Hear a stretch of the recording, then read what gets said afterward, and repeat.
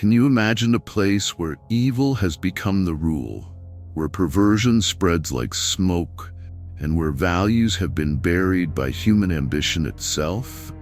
A place where fathers lose their sense of protection and daughters cross unimaginable boundaries, where men desired God's messengers not to hear his voice, but to satisfy their own twisted desires. Today, we're diving into one of the Bible's most intense and unsettling narratives, the story of Lot, an ordinary man thrown into the heart of a civilization on the edge of the abyss.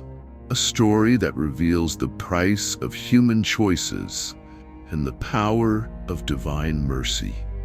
If this introduction moved you, go ahead and hit the like button and subscribe to the channel, because what you're about to hear might just change the way you see the world. Stay with us until the end. I promise, this story is much deeper than it seems. It all begins back in Genesis chapter 11. Lot was Abraham's nephew. His name, according to scholars, may carry the meaning of veil, something that covers, that hides. And perhaps that says a lot about his journey, marked by decisions that conceal intentions, doubts, and human weaknesses. After his father's death, Lot leaves with his family and joins his uncle Abraham.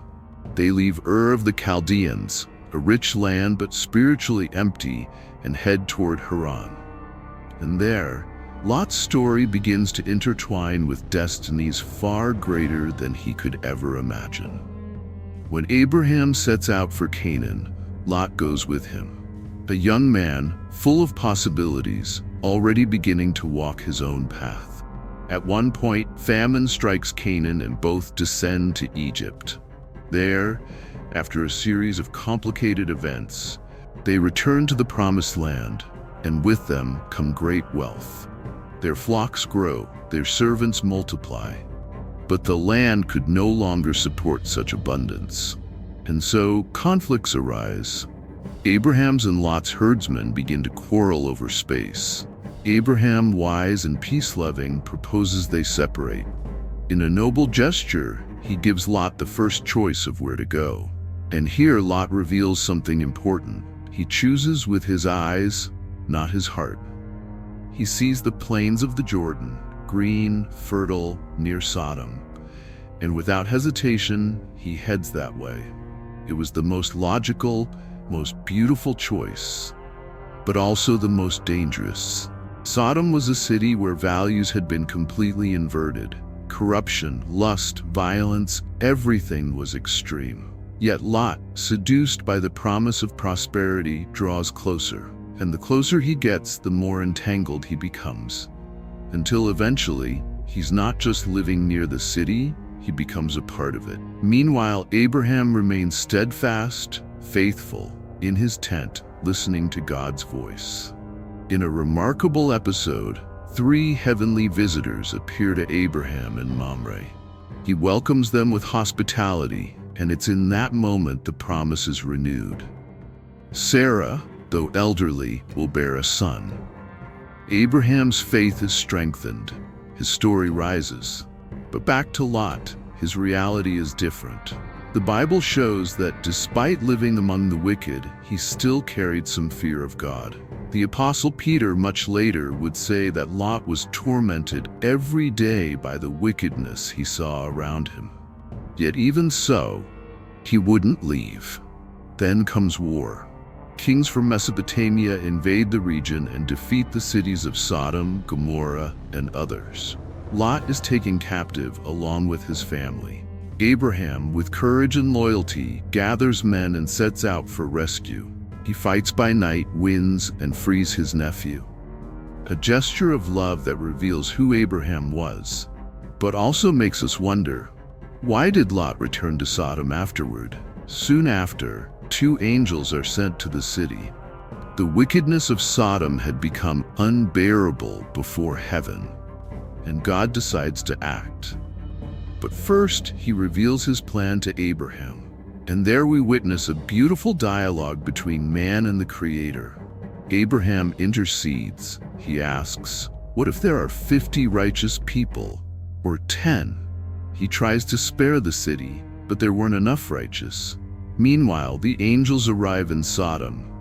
Lot welcomes them, insists they take shelter in his home. But the men of the city, blinded by sin, surround the house and demand to have relations with the visitors. It's a shocking scene.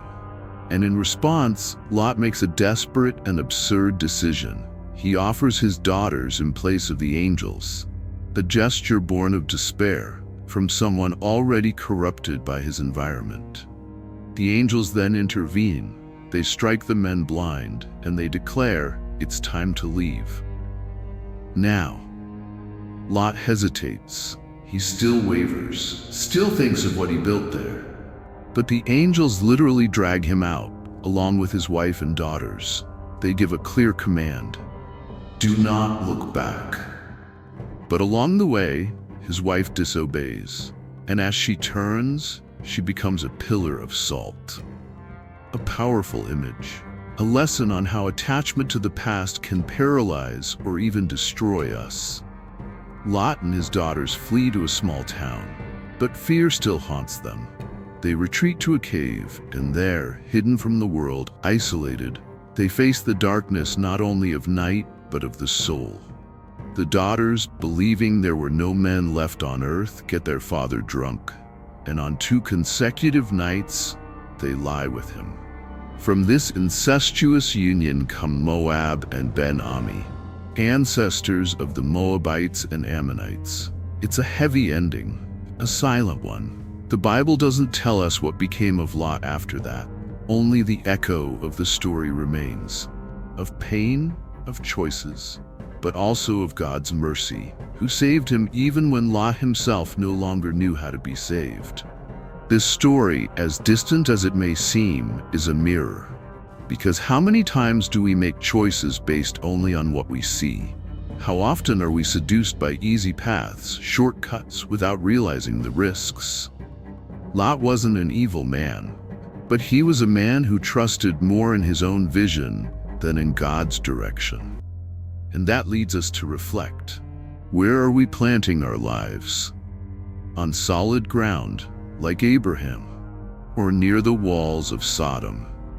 The story of Lot invites us to be vigilant, faithful, and courageous, because God's goodness is infinite, but so is his justice. If this message touched your heart, don't forget to leave a like, subscribe to the channel, and turn on the bell so you don't miss any videos. And look, there are 2 videos appearing on your screen right now, with stories just as powerful as this one that will strengthen your faith even more. Click on one of them and keep walking with us on this spiritual journey. Stay with God, and until next time,